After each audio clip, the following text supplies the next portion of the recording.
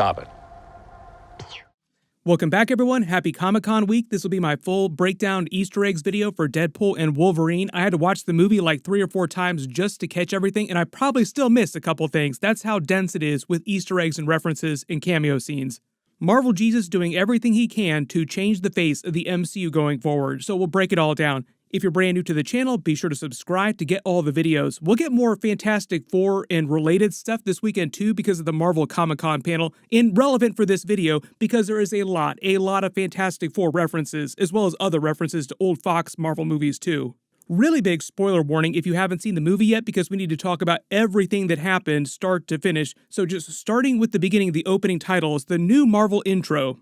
They use the traditional long-form Marvel intro. They've created a bunch of different brands and different intros for the TV shows, for the animated shows now, to differentiate between different types of productions. In the new version of this intro, they added a couple scenes from the previous Deadpool movies and moved some stuff around inside the letters. This is from the final fight in the first Deadpool movie, the superhero landing scene. But they put a new scene from Deadpool and Wolverine in the M here. This is actually taken from the fight scene that they have in the minivan later in the movie. I think this might be one of the first times that they added a scene to the intro from later in the very same movie. Usually in the past, what they do is they'll wait till like the next movie to add scenes from the previous movie. Then the Marvel fanfare music with Deadpool humming the song itself, remarking how catchy it is, and the Marvel Studios logo changes to Deadpool's red costume in the background, like that's the texture of his red costume. Then the actual Marvel logo itself changes to red and yellow for Deadpool and Wolverine colors. They start the movie at the end of the first act after he's already escaped the TVA and goes looking for other versions of Wolverine. The first place he goes are the woods on the main X-Men universe, his original universe where Wolverine died during the events of the Logan movie. He spends this whole intro explaining what's going on with him since the events of Deadpool 2, breaking the fourth wall a bunch, talking about events in real life. When he says it's been a while, that's because Deadpool 2 came out in 2018 right after Avengers Infinity War. He talks about the Fox-Disney buyout happening. The reason why he didn't think he'd ever be back is because he thought that Marvel would recast the Deadpool character. There are a couple of jokes about this in real life after the Fox-Disney buyout completed, but that wasn't until after Avengers Endgame in real life in 2019. So that's when he actually started having real meetings with Kevin Feige about doing a new Deadpool movie under the Marvel banner. He makes fun of Marvel and Kevin Feige for being stupid enough to let him have his own movie franchise. That's why they flash Kevin Feige's name as producer while he's saying that. This is the first of countless Disney jokes throughout the movie. Then he explains that he and Hugh Jackman lied when they released that promo earlier this year, teasing the movie, saying that they would not touch the events of the Logan movie. Like, we're not going to mess with Logan at all, don't worry. Saying that they are definitely going to mess with it as he digs up Logan's dead body. The I Like Me mug he stole from the desk of the TVA agent that was staring at his butt when he fell into the portal later in the movie. Apparently he just yoinked this mug when he was doing that. But the phrase, I like me, is one of many John Candy references in the movie. He's meant to be Ryan Reynolds' all-time favorite comedian, so he references John Candy in a lot of his movies, not just the Deadpool movies, but all of his movies. The actual phrase on the mug, I like me, comes from his famous speech during Planes, Trains, and Automobiles. I like me. My wife likes me. My customers like me. Because I'm the real article. When he says he's digging up his corpse in downtown North Dakota, that's the place where this was in the Logan movie, where his body was buried in the Logan movie. He calls him the one and only Wolverine. That's a bit of a joke in real life because Kevin Feige said he had no plans to recast the Wolverine character, even though we do get Henry Cavill playing a Wolverine variant later in the movie, the Cavalrine. He also makes the joke later that Disney's going to keep bringing him back to do this until he's 90, which is probably going to wind up being true at this point. You notice Wolverine's adamantium-coated skeleton is still wearing the same shirt that he had on during the Logan movie. He was just buried in the shirt, and he still got that tree branch sticking out of his torso that actually killed him. He makes a reference to the residuals, which are payments that actors and creatives that work on movies, TV shows get each year after the fact, so the bigger the box office, the bigger the trail residuals that they get for the rest of their lives. He mentions the big bags of Marvel cash that it takes to resurrect him and Ryan Reynolds himself, because Disney and Marvel probably did pay them big bags of cash, and they found a way to explain how he could still be alive in this movie by being a variant. Notice he also refers to the skeleton as Hugh Jackman, not Wolverine, and uses an Australian accent because Hugh Jackman is Australian in real life. He speaks with his natural accent outside of his movies all the time. Yeah, don't give him too much attention. That's why I can't be there. There'll be sun. Paradox's TVA agents find him and he proceeds to kill them in probably one of the most creative fight scenes that I think we've ever seen in a Marvel movie, next to that elevator fight scene in Captain America Winter Soldier. Using Wolverine's adamantium skeleton to destroy each of them in hilarious ways. He makes the Gossip Girl reference because Ryan Reynolds is married to Blake Lively in real life. Her big show was Gossip Girl. She plays the Lady Deadpool character later in the movie, and really cool real-life reference too, side tangent, Rob Liefeld said in real life years ago, before Blake Lively met Ryan Reynolds on the set of Green Lantern, that was the first time they actually met each other. Way before that, when she was just doing Gossip Girl, Rob Liefeld and his wife were huge fans of hers and of the show before he ever met Ryan Reynolds. And he created the Lady Deadpool character in the comics inspired by Blake Lively's character on Gossip Girl. Did not know that Rob Liefeld was a huge Gossip Girl fan. Back in 2022, before they completely decided on what the story of Deadpool and Wolverine would be, he posted to his Instagram saying that if they ever did Lady Deadpool in live action, Blake Lively should play her. She was the original inspiration for the comic book version of the character. It only makes sense that you just cast her if Ryan Reynolds is now live action Deadpool. Like, why don't you just have husband and wife be in the same movie? I'll talk about their cameos later, but their children in real life also play some of the Deadpool core characters. So like Ryan Reynolds has his entire family in this movie. When he says death by day player, what that means is a day player is an actor who's only there for a small part for a single day, like a very small actor, bigger than an extra. He makes some jokes about movie extras later in the movie too. But usually day players aren't big enough to have like really big paychecks. As he starts to fight them, they start playing NSYNC's Bye Bye Bye, and while he fights them, he also does the original dance number that NSYNC did to this song during the music video back in the early 2000s. I think the reason why they chose this song in particular, because it could have been any funny song like this, is because the song came out in the year 2000, and that's the same year that the first X-Men movie came out, and a lot of this movie references that original X-Men movie. During the fight, they put all the credits, everyone's names, on the different bones of Wolverine himself. Sean Levy, the director, was brought onto the project by Ryan Reynolds himself. They'd previously worked on 2 movies together before this, and Marvel was so happy with what Sean Levy did with the movie. It was such a big success that it sounds like he'll do more Marvel movies in the future. Then he puts on the Wolverine claws and does the iconic Wolverine comic book pose, which is meant to be a Wolverine pool reference. In the comics, he's just a Deadpool who actually has adamantium claws. Then he does a quick recap of everything that happened right after the Deadpool 2 post-credit scenes, with him killing versions of himself from Wolverine Origins, Ryan Reynolds before he made Green Lantern, baby Hitler. So apparently he's able to take Cable's time travel device and hop to the 616 universe, still in 2018, but this is meant to be the proper MCU now. And he tries to join the Avengers on March 14th, 2018. The reason why that date is super important is because it's right before the events of Avengers Infinity War, so within a month of this, like half the people in this universe are going to get snapped. We get our first big cameo scene of the movie, and it's Jon Favreau's Happy Hogan, who's interviewing Deadpool for a spot on the Avengers. They mostly use this for comedy, like he makes fun of Happy for only being Iron Man's driver, his superpower being parallel parking. But part of the reason why they're using Happy Hogan in this cameo scene, because it could have been any MCU character at all. The reason why it's him is because Jon Favreau was also a version of Foggy Nelson in the Ben Affleck Daredevil movie, and a lot of this movie references that Daredevil film. There's actually multiple Jon Favreau cameo scenes in the movie. One of them happens during the actual end credits, but as his version of Foggy Nelson. This building is meant to be the new Avengers base in upstate New York. Around the room, you see they have a couple major artifacts and Easter eggs from previous Marvel movies, primarily the main Avengers movies.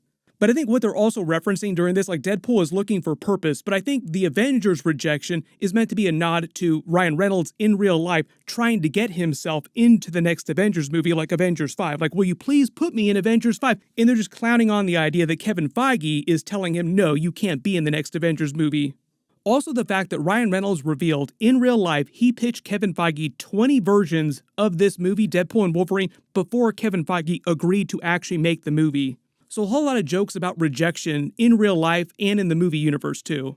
I'll probably do a deleted scenes video at some point in the next week or two. I'll talk about the other versions of the movie that they were almost going to make during that video. There are many other versions.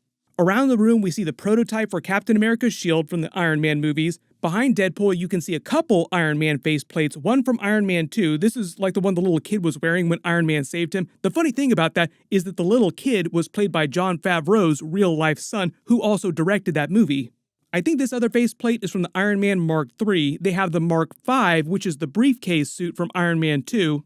This is a picture of Iron Man and Spider-Man that they took for the fake internship that Iron Man tried to lie to Aunt May about back during Captain America Civil War. This was meant to pay off that Easter egg.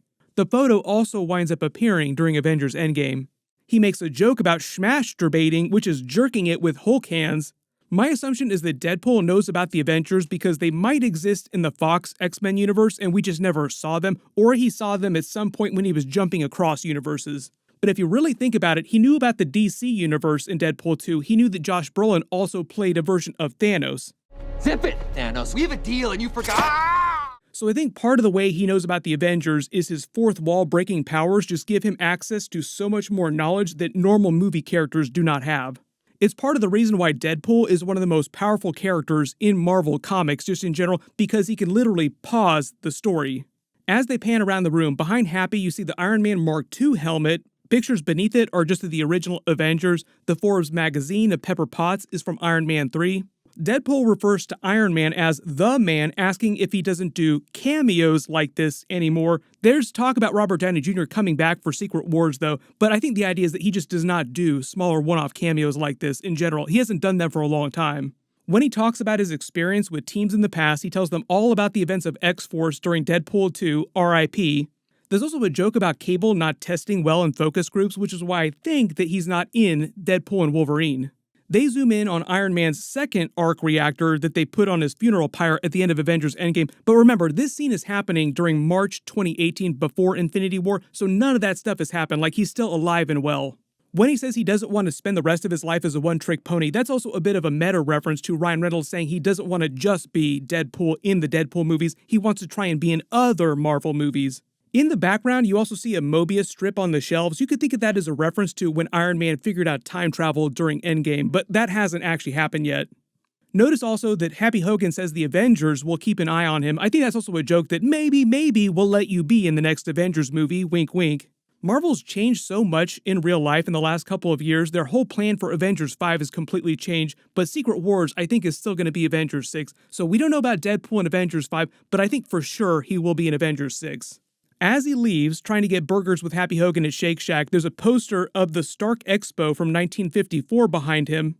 Then there's a time jump to 6 years later in the main X-Men universe, his original universe he's gone back to, making it 2024 during the events of the movie. And he's since become a used car salesman, just working with Peter to pay the bills, having retired from being a superhero, crushed by the Avengers' rejection. Zoom and enhance inside his locker, there's a Canadian mounted book, which is a book that John Candy's character was reading during Planes, Trains, and Automobiles. Deadpool has his own copy of this book since Deadpool 2. We see him reading it during that movie. He staples the toupee to his head because remember, he has really bad cancer, so he can't grow hair. While he tries to sell the family on the minivan, he makes a ton of jokes about butt stuff. There's a lot of that in this movie, like the pegging jokes, for instance. That's just like a small part of it. This is also meant to be the same family that they crash through the portal to see later in the film.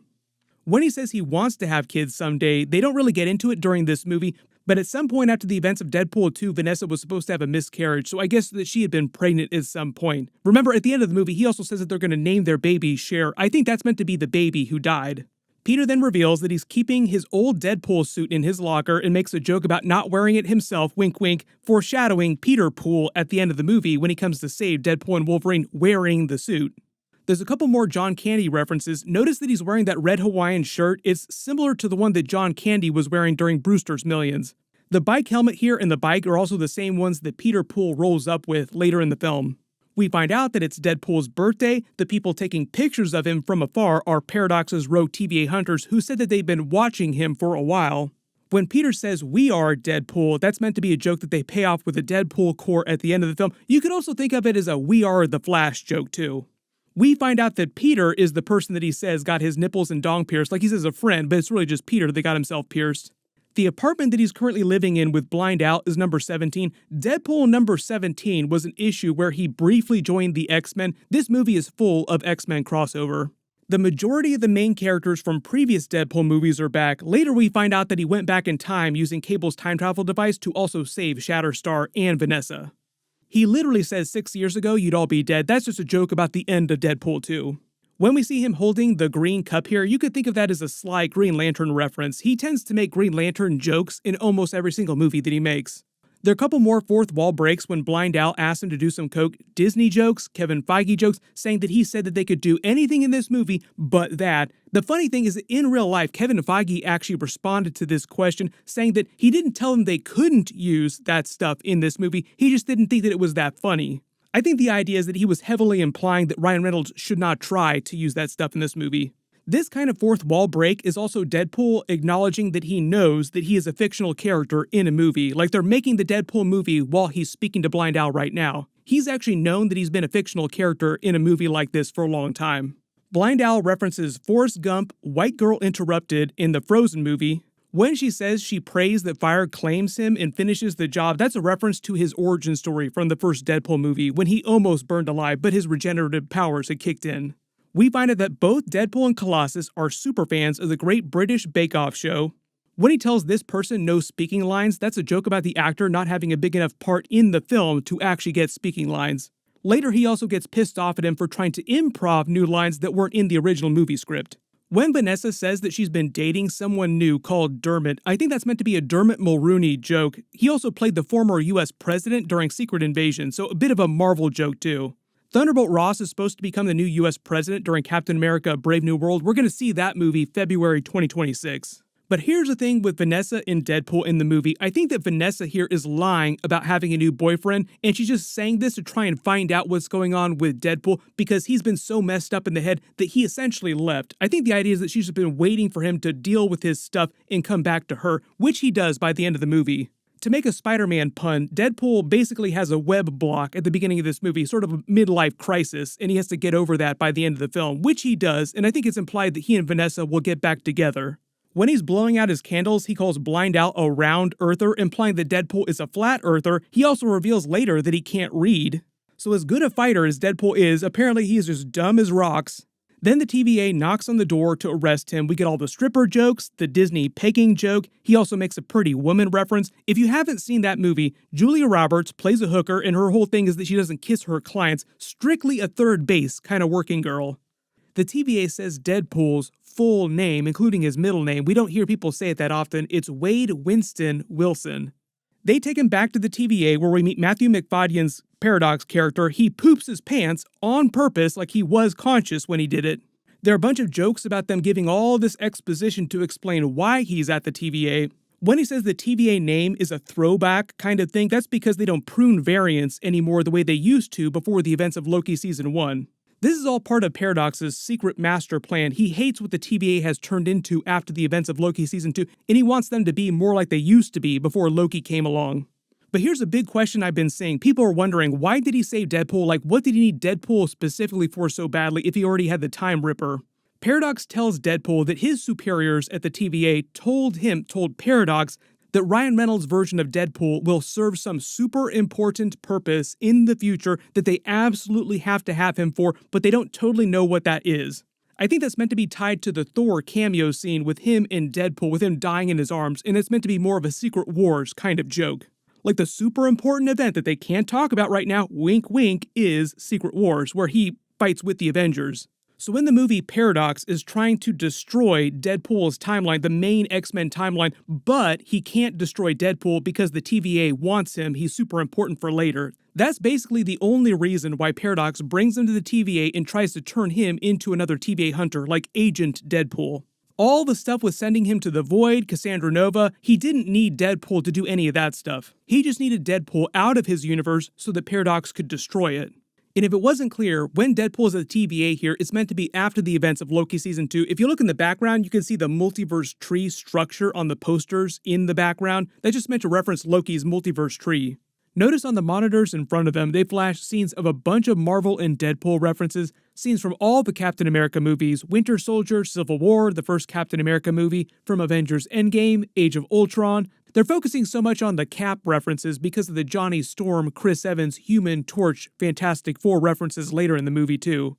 just to set up the idea that Deadpool loves Captain America, so that's why he thinks it's Captain America when he sees Chris Evans' character. There's even a scene on these monitors of Deadpool accepting an Emmy Award for the Welcome to Wrexham TV show, which he did in real life just a little while ago. This is a video that Ryan Reynolds posted of him acting as if Deadpool were accepting the award for Ryan Reynolds. Woo! Wow.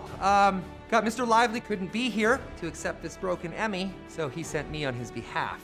Paradox and Deadpool make a ton of MCU and Avengers references. Like I said, I think the mystery future event that he sees with Deadpool and Thor is for Avengers Secret Wars. He breaks the fourth wall again a couple times in a row, citing gratuitous cameos, like he knows that he's in the middle of a movie while they're making the movie. When he says the power of the Marvel Cinematic Universe is about to change forever, that's a big Black Adam Rock joke. The Rock said the same basic thing about the Black Adam movie, changing the hierarchy of the DC Universe. Spoiler warning, the hierarchy of the DC Universe did not change. He calls himself Marvel Jesus. That's also one of the many jokes about how he's going to save the MCU with this movie, because people are now way more interested in Marvel in real life just because of this movie. Also, later in the film, one of the Deadpool core members is a Deadpool Jesus figure, or a Messiah pool, whatever you want to call him. He breaks the fourth wall again to smash the camera, filming this movie, and grabs the boom mic recording their dialogue while they're filming the movie, and says, "Screw it, Fox, I'm going to Disneyland." In real life, Deadpool and Wolverine just came to the Avengers campus at Disneyland to start doing their live show. So the character just literally went to Disneyland. He reveals to Paradox that he doesn't know how to read. He gets his new armor and weapons. Behind him as he opens the door, notice the way they frame the shot. It looks like there's a giant X behind him for X-Men, but also his katanas that stick up behind his back. There's a new suit. The katanas are still named Bea and Arthur for the Golden Girls because Deadpool is a huge Golden Girls stan. He gets new guns. The katanas are also made of adamantium too, which is why Wolverine doesn't destroy them during their first fight against each other. His guns also say "Smile for the Flash" on the barrels because guns flash when fired. The tailor's white gloves grabbing his junk and butt constantly is also a Disney Mickey Mouse joke too, because Disney owns Deadpool technically. He's basically saying that Disney is a predator. When he gets off on floor number 943, that might be a reference to Deadpool number 43 in the comics, where he was trying to get home from space, because in this movie, that's basically what he's trying to do, just get home. Calls the TVA TemPads Amazon Fire Phones. The joke there is that the phone was deemed as a failed product. Paradox explains the concept of anchor beings. That's new to this movie. They didn't have those during Loki. There are a couple concepts that they introduced brand new in this film. Basically, the idea is that someone so fundamental to the existence of a universe, a timeline, that if they die, the entire universe will die with them. And in this universe, it was the original Wolverine from the events of the Logan movie. And because so much of the movie is clowning on cinematic universes in general, not just the MCU, part of the joke with Wolverine being the anchor being of the X-Men universe is that for a long time in real life, he was thought to have carried the franchise, like he was critical to the popularity of the X-Men movies, so a lot of the X-Men movies started to revolve more and more around his character. Now that he supposedly died in that universe, there's no more interest, quote-unquote, in the X-Men movies, so the universe is starting to die. It's going to take that original X-Men universe about 1,000 years to die, but Paradox, because he wants to take over the TVA and make things like they used to be, doesn't want to wait that long, so it creates the Time Ripper to speed that up. Doing so without letting the rest of the TVA finding out that he's doing it. Notice on his TemPad there's Miss Minutes here. This is on all the TemPads. It's the closest we get to a Miss Minutes cameo scene during the movie. They replay the events of the Logan movie on the monitors. When he says the multiverse doesn't need a babysitter, that's basically what God Loki is doing right now. Deadpool steals the TemPad and that coffee mug, and they show the rest of the intro. He kills those TVA agents with his Wolverine claws. He calls it Wolverining. Then he kills the TVA agent who insults him and Canada. Lots of Canada jokes during this because Ryan Reynolds is from Canada in real life, as is the Deadpool character and the Wolverine character. They start the montage of Wolverine variants in other universes. There are some deep cuts here from the comics. They start with a comic-accurate, short Wolverine. This is how tall he's meant to be in the comics. It's a joke about how all the fans in real life have always complained that Hugh Jackman is way too tall for Wolverine. In the comics, he's only about 5'3". During the X-Men 97 episodes, they depict him as being more comic book accurate, like he's way shorter than the other X-Men. Deadpool calls him Harry Lou Retton. Mary Lou Retton was an Olympic gymnast who was just very, very short. This one is Age of Apocalypse Wolverine. We actually saw a version of him during X-Men the Animated Series. This one is Patch Wolverine. This is Henry Cavill Wolverine, who he calls the Cavalrine, making a bunch of DC, Superman, Justice League jokes, saying that they, Marvel, will treat him so much better than the people at DC did. They really did Henry Cavill dirty over at DC. This cameo is also meant to pay off a long-running fan rumor that Henry Cavill would be the new recast version of MCU Wolverine, like the John Krasinski Fantastic Four cameo scene paying off the rumor that he was going to be the new Reed Richards. This one is meant to be comic-accurate Old Man Logan Wolverine. This one is based on the X-Men comics where the Reavers crucified Wolverine on a giant X. Then we get the Wolverine vs. Hulk scene. It's a reference to their original fights in the comics from Incredible Hulk number 340. He makes a John Byrne brown and yellow suit because that's the suit he was wearing during that issue. This is meant to be Mark Ruffalo's version of the Hulk, and he makes that comic book cover image with him reflected in the claws. But in the original comic book, Wolverine was fighting the Gray Hulk, not the Green Hulk. When Hulk starts thrashing Deadpool, he starts reciting the same thing that Loki did during the first Avengers movie when Hulk thrashed him, calling him a dull creature. When Henry Cavill Wolverine punches him through the portal to the final Wolverine, the person he bumps into is Ollie Palmer, a Wrexham AFC player. Ryan Reynolds co-owns the team in real life with Rob McElhenney, and there's another Wrexham cameo later in the movie on his locker and another character during the Deadpool Corps. The one on his locker is a Notts County sticker. They're one of Wrexham's big rival teams. Later in the movie, there's a Welsh Pool member of the Dead Corps with a Welsh flag on his chest. It's played by Paul Mullen, another Wrexham AFC player. We meet the main version of Hugh Jackman's Wolverine in the movie. The reason why everyone on his Earth hates him, the terrible thing that he did, is that he got drunk one night while he was away. Humans killed the entire X-Men team, and in revenge, he slaughtered all of them and then went on a killing spree, killing tons of people all over the world. Basically pulling a Hawkeye from Avengers Endgame when he went full Ronin. And by the end of it, people started to think of him as a villain, turning on the X-Men. So basically, Wolverine got the world to hate the X-Men. That was like the terrible thing that he did, basically perverting the memory of the X-Men. Notice the bar that they're in is in Canada because there are a bunch of Canadian flags in the background here. He thinks Deadpool is a hooker at first. Apparently there's no Deadpool on this Earth because he didn't know him immediately. But there are Avengers because Wolverine says screw the Avengers later in the movie like he's met them before and hates them. There's all kinds of jokes about Whiskey Dick of the Claws because he's so drunk. His healing factor means he has to drink a ton of booze to get drunk.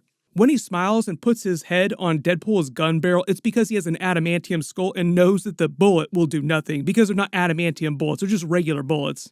Deadpool makes the joke about long run times for movies. It's one of the reasons why Deadpool and Wolverine is only about 2 hours long. Normally you would expect the movie to be about 3 hours long. But the idea is that the shorter the movies are, the more that movie theaters can cram in different screenings each day, potentially earning more money for the studio and for the theaters. Because the ticket prices for longer movies is the same as the ticket prices for shorter movies. It was actually reported in real life, opening weekend, as of me posting this video, 45%, I think, of all movie screenings across the United States were just Deadpool and Wolverine. So like half the people in the United States alone were just watching Deadpool this weekend. Then he spots his yellow comic book accurate suit breaking the fourth wall again to say it only took 20 years to actually get it. When he comes back to the TVA through the portal, he says, on your left, a reference to Avengers Endgame. There are many Endgame references during this. He says this Logan looks like he can do anything, even musicals, because Hugh Jackman has done many musicals in his career in real life. During the movie, they even used 2 songs that he sang during Greatest Showman and The Music Man. Later in the movie, he tells Cassandra Nova that he's going to make this Wolverine sing the opening parts of Music Man without warming up. Then he also makes some Bryan Singer original X-Men movie jokes, saying that this Wolverine looks like he's not embarrassed to be in a superhero movie, just clowning on the black leather suits from that first X-Men movie.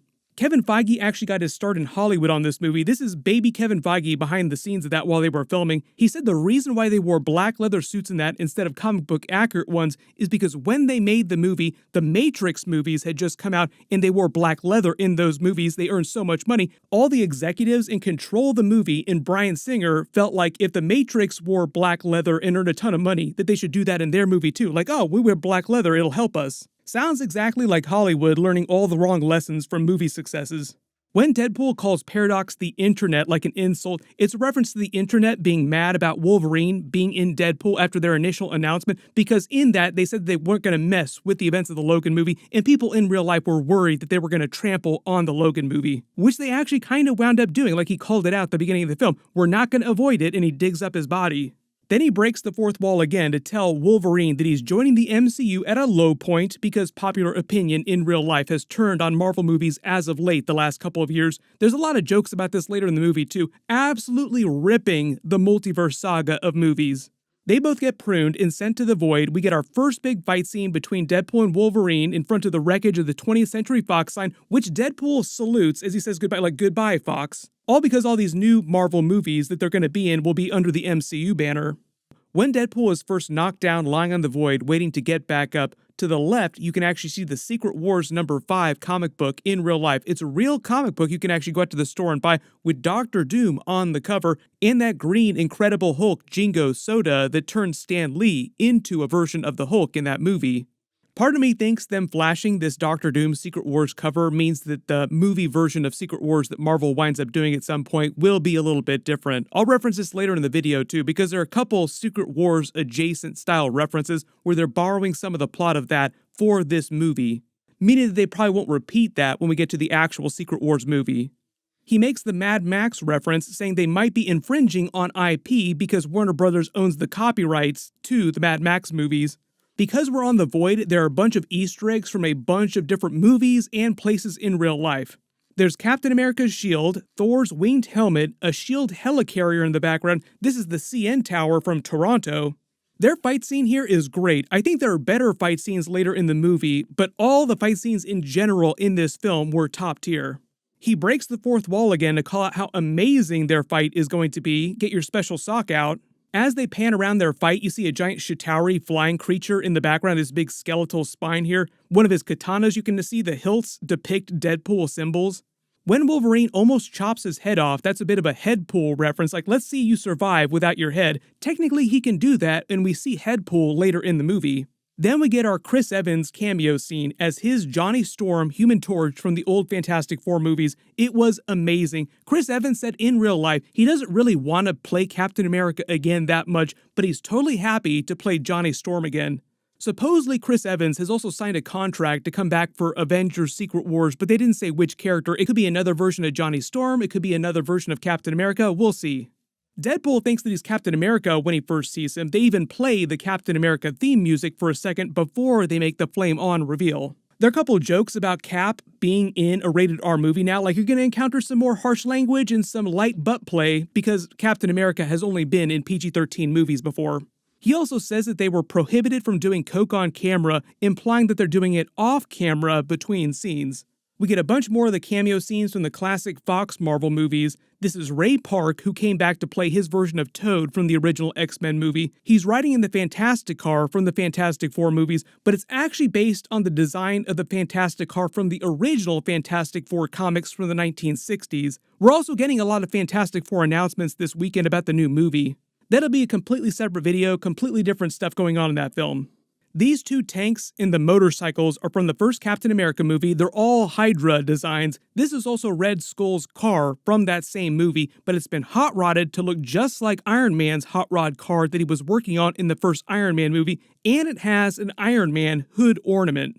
So it's like there was an Iron Man in another universe who either bought it and hot rodded it out, or in his universe, he was a Hydra version of Iron Man. I also think this is meant to set up an Iron Man cameo scene that just didn't work out because earlier in the movie, they also added that joke about Robert Downey Jr. not doing cameo scenes anymore.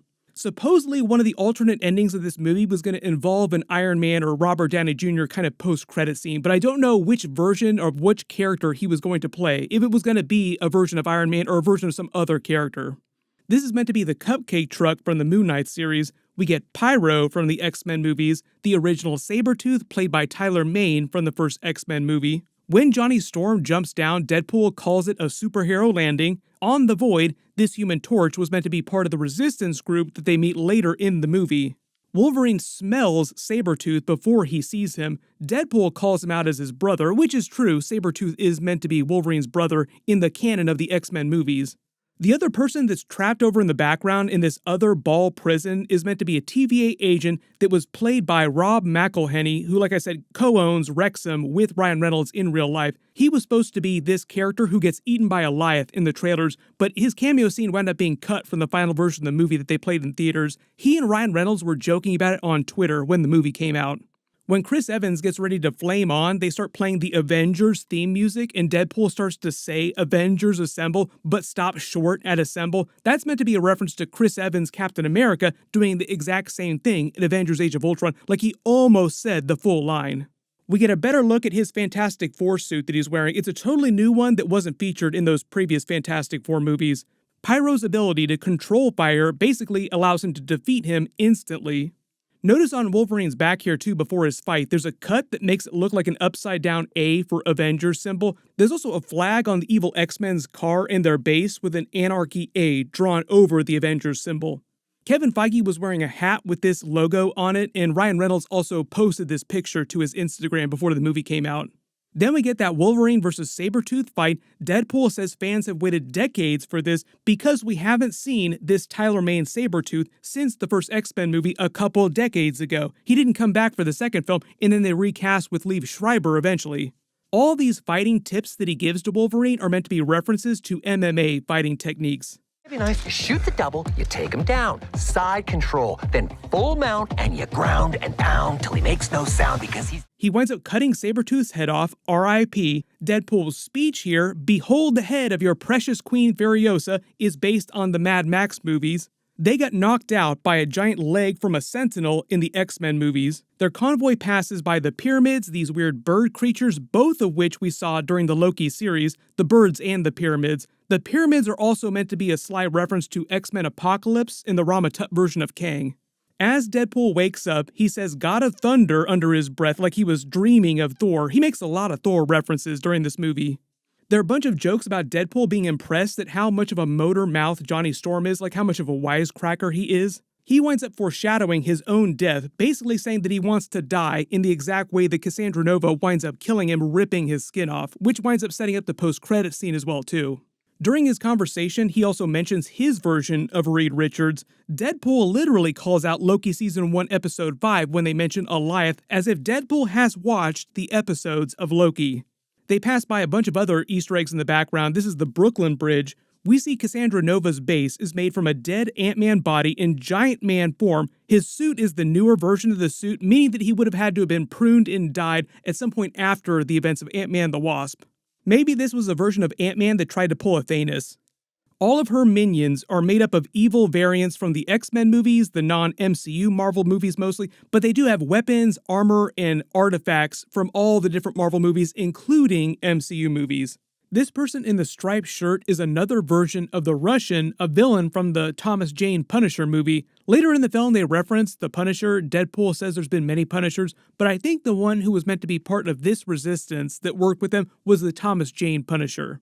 There's Azazel from X-Men First Class. He's played by a new actor. This is Juggernaut from X-Men The Last Stand, but played also by another actor. In Frontier, next to Azazel is Lady Deathstrike and Callisto, also played by new actresses. And this woman over here is meant to be Psylocke from First Class, also played by a totally different actress. Deadpool's joke about Paul Rudd aging is from real life. People said for a long time that it seemed like Paul Rudd was aging in reverse as he got older.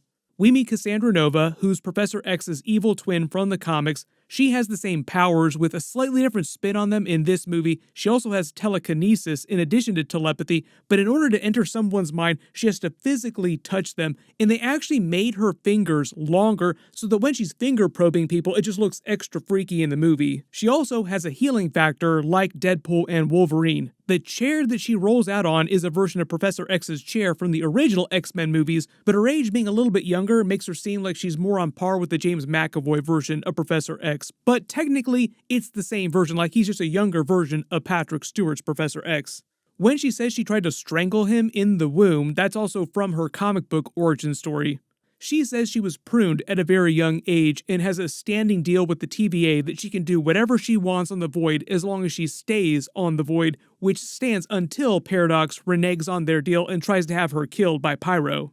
Deadpool then gets Chris Evans' Johnny Storm killed, R.I.P. He says he wasn't his favorite Chris. The Chris's are Chris Evans, Chris Hemsworth, Chris Pratt, and Chris Pine. Deadpool claims that he was destroying the budget of their movie, so it's a good thing that he died because he's an expensive actor.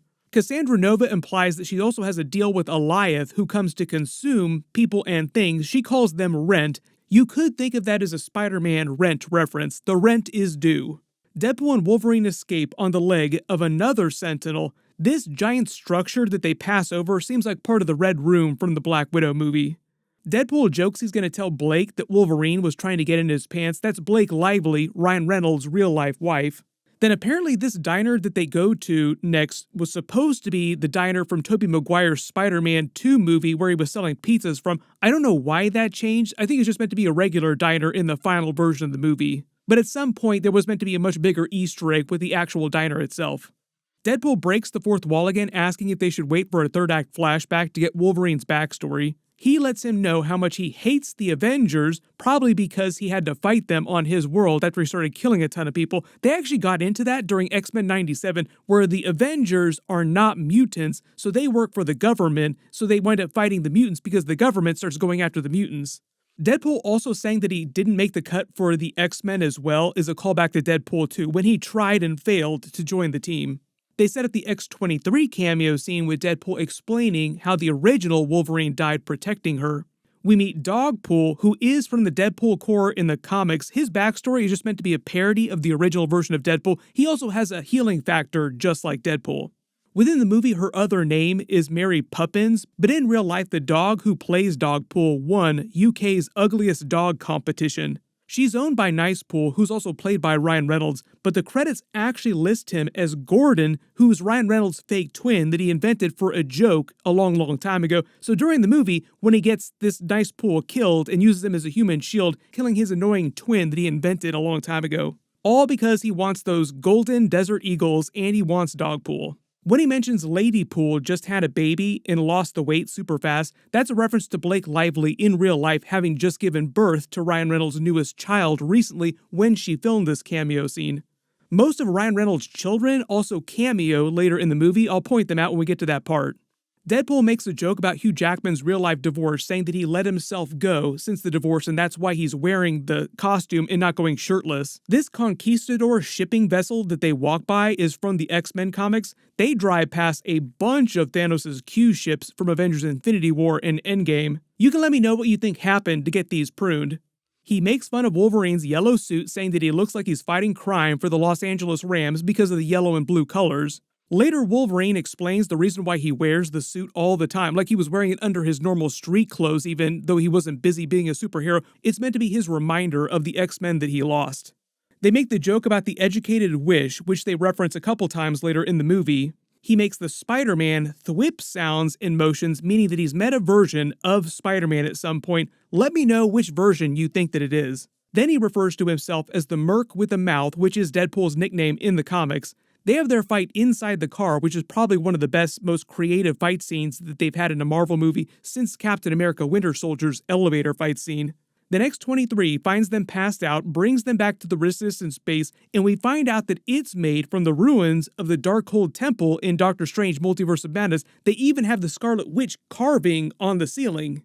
Everybody looking around to see if we see a version of Scarlet Witch Wanda somewhere. Don't worry, she'll be back eventually. They'll reference her later this year during the Agatha All Along TV episodes. Around their base inside here, there's all kinds of Easter eggs. He wakes up in Hulk's bed from Thor Ragnarok, also saying Thor again. Like every time he wakes up after being passed out, he says Thor or God of Thunder. Lots of Thor references in this movie. All these swords that they show you are Blade's swords. I think the chess set is just meant to be a reference to Professor X and Magneto's chess games that they played.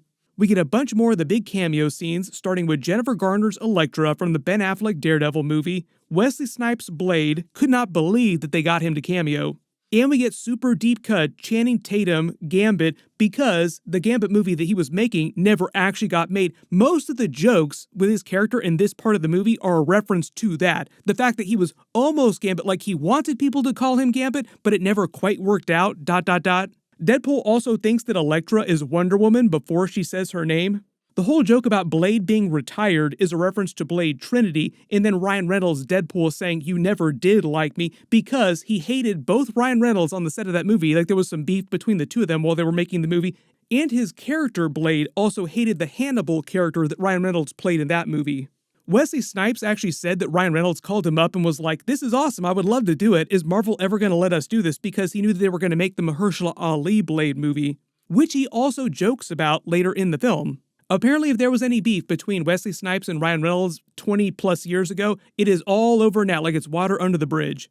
One of my other favorite Channing Tatum Gambit jokes too is when they're each saying how they wound up on the Void. They just say the TVA showed up and pruned them, but Gambit says, "I don't know, maybe I was born here," because his movie never got made, so he never had a universe to come from, so he was literally created for the purposes of this movie on the Void. So he kind of was born on the Void. Deadpool also breaks the fourth wall a couple more times when he's joking with him about his dialect coach not being very good and not understanding what he's saying. "I'm missing a bunch of important exposition here." Then they make a bunch of Magneto jokes, saying that Magneto, Quicksilver, probably Evan Peters' Quicksilver because we're talking about X-Men references during this movie mostly, Punisher, and Ben Affleck's Daredevil also died at some point. The other joke with Jennifer Garner's Elektra saying that it's no big deal is because Jennifer Garner also got married and then divorced to Ben Affleck. Ben Affleck also visited the set of the movie while she was filming her cameo scenes with their children because they share some children together just to visit her and have a fun time. I don't know if they ever had a deal to have him actually cameo as his Daredevil in the film. I think that it was always just going to be Jennifer Garner. They explained that Cassandra Nova also melted Magneto's helmet, so Juggernaut's helmet is the only one that will be able to block her powers, technically because she's the twin of Professor X. That also makes Juggernaut her half-brother as well too. Deadpool also makes another Disney joke about them cheaping out on the cameo scenes by not paying for a Magneto cameo scene. When he says Gambit's power is close-up magic, that's also a callback to Jimmy Woo's close-up magic. Deadpool makes an Avengers reference saying that if they can't save their universes, they can avenge them, which is a callback to Iron Man's quote during the first Avengers movie. He references the Minions when saying that he can't understand a word that Gambit is saying. We get the X-23 cameo scene. She walks in, she reveals her name is Laura. That's because her name is Laura Kinney. Wolverine also has a son and another daughter in the comics named Dakin and Gabby. Maybe at some point they'll introduce their characters too. She tells Wolverine the story of her original Wolverine to inspire him. New Wolverine references Beast, Cyclops, and Storm on his Earth, but they don't have cameos in the movie. Probably just because the movie had already gotten really top-heavy with cameo scenes, and the budget would have been out of control to pay for some of those actors to show up. We find out that Pyro is secretly working for Paradox, who orders him to kill Cassandra Nova. They drive past a version of Asgard that's been pruned. This ship that they pass is the Milano from the first Guardians of the Galaxy movie. When Wesley Snipes says that he'll only ever be the only Blade, it's a joke about Marvel just having trouble making that new Mahershala Ali Blade movie. They announced it at Comic-Con 2019, and here we are 5 years later as of me posting this video to the day of the Marvel 2024 Comic-Con panel. The 5 Punishers that Deadpool mentions are probably Dolph Lundgren, Thomas Jane, Ray Stevenson, R.I.P., John Bernthal, who we'll see come back during Daredevil Born Again episodes next year, and John Beck was the Punisher during the Spider-Man the Animated Series. They had that big fight against Cassandra Nova's mutants. X-23 even puts on her sunglasses from the Logan movie that she still has. Cassandra Nova sends Wolverine into his memory of the dead X-Men teammates. These are their graves here that he's seeing. They get Juggernaut's helmet on her, but then Wolverine spares her to honor the memory of Professor X to be the better person, because the whole reason that everybody hated him on his Earth is because he turned into a killing machine. She then agrees to help them return to the main X-Men universe. Now notice the Easter eggs inside Ant-Man's skull here all around her little room. She's created a makeshift version of Cerebro. Her chair here is actually Thanos' throne from Avengers Infinity War, meaning she's killed a version of Thanos at some point to take it. Then she makes all the Doctor Strange references, saying that she killed a version that wound up on the Void and took his stuff. So on the back of the throne is lying the Cloak of Levitation, and she has the sling ring with 2 Infinity Stones in it, the Time Stone and the Reality Stone. Now, there are a couple logic issues with her using Infinity Stones from another universe, like they shouldn't be able to travel across universes using some other pair of Infinity Stones, but I think they just wanted to have a cool moment like that in the movie. Marvel does that all the time where they'll break their internal logic that they set up in previous movies just in service of some cool moment in a new movie. Like, wouldn't it be cool if this character did XXX even if it doesn't make sense according to the rules they set up for themselves previously? Technically, the Infinity Stones should only work in the original universe that they came from, which is why they're just stones inside the TVA during Loki Season 1, just a couple paperweights.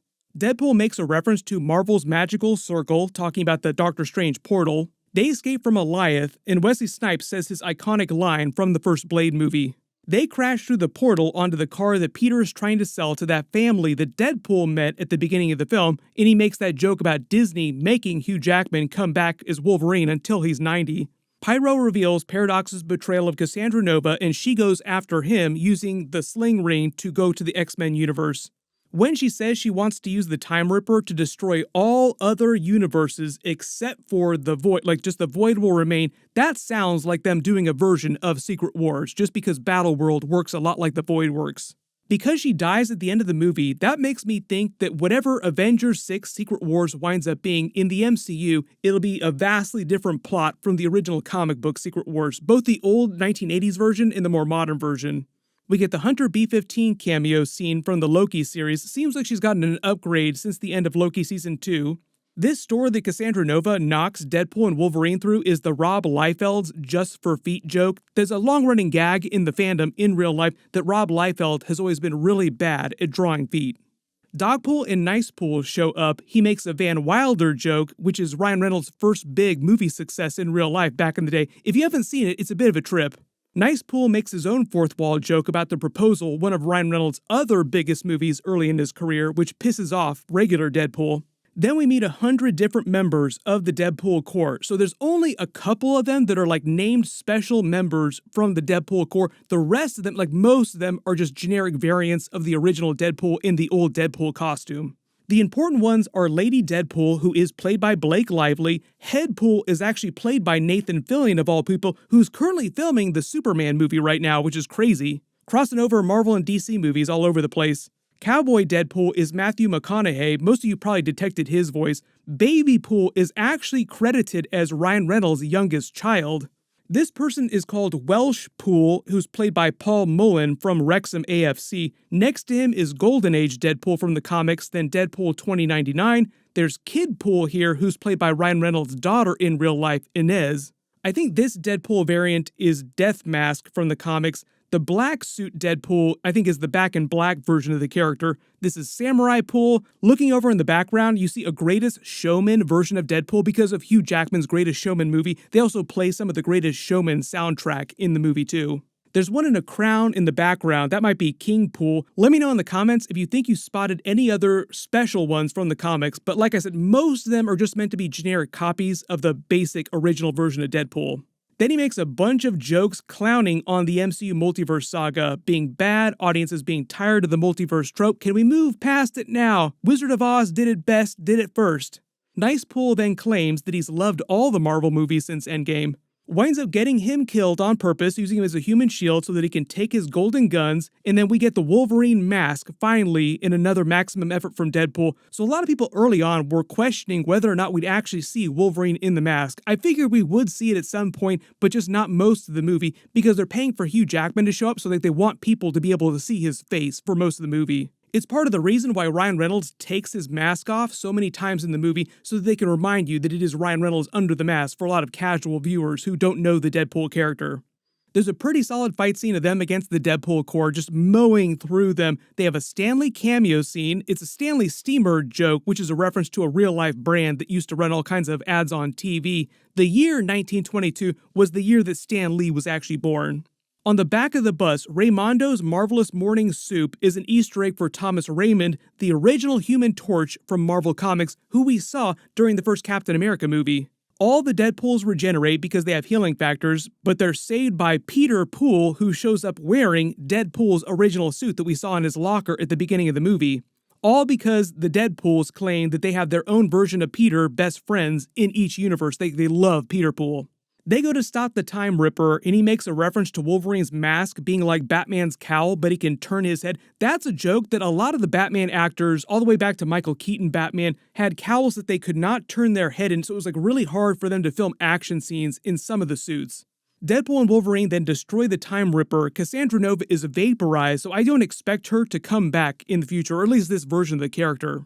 While they're slowly dying, the machine is being destroyed. You see flashback scenes of Deadpool's origin story when he first got his powers lying on the table, talking about Vanessa. There's a couple scenes from Deadpool 2 with him trying to touch her through the veil while he was briefly dead, like he was almost dead, but she had already been killed. So he was like trying to touch her beyond the veil of life. A lot of people wondering if we'll ever see Deadpool meet a version of Lady Death, just because she's such a big character to his character in the comics. Then the TVA lets this Wolverine stay on this main X-Men's Earth, and the timeline starts to heal because this Wolverine has become the new anchor being of this universe, redeemed himself essentially. They also implied that Peter is going to be hooking up with Hunter B-15. She agrees to rescue the Resistance group from the Void. The reason why X-23 winds up in that ending scene with them is because this Earth, the main X-Men universe, is her original universe. They just plucked her from after the events of the Logan movie. I just did a much longer video about all the Easter eggs and references during the end of the movie, like all the Avengers post-credit scene shawarma references that he makes, the Feige's famous pizza, their cows in the post-credit scene with Chris Evans. But the big idea right now is that going forward, Hugh Jackman's Wolverine will stick around for more Marvel movies. They'll probably wind up eventually doing Deadpool 4 at some point. Who knows what that's going to be. But I also think that Marvel is now talking about doing more movies just in general with Hugh Jackman's Wolverine. So outside of Avengers Secret Wars, he'll show up in other movies. We don't know what they're going to be, but at some point we will find out. There was so much going on during the movie. I watched it a couple times and I probably still missed some of the big Easter eggs. So if you spotted anything in the movie, any Easter eggs or references that I didn't talk about in this video or my previous videos, just write them below in the comments. But remember, I did post like a completely separate post-credit scene video. So there's like a bunch of stuff that I talk about in that's not in this video. I'll post a link to that post-credit scene video at the end of this, but the other big reminder is that the Marvel Hall H panel at Comic-Con is tonight. I'll do a new video for that. We're supposed to get a couple big reveals for Fantastic Four. Maybe we'll get a new trailer for something like Captain America 4. Whatever they wind up doing, of course I will do videos for it. So be sure to enable alerts for my channel so you don't miss any of that. Everyone click here for that Deadpool and Wolverine post-credit scene video, and click here for my Marvel Hall H Comic-Con video. I'll update the link as soon as I post that video. Thank you so much for watching. I'll see you guys in the next one, and maximum effort.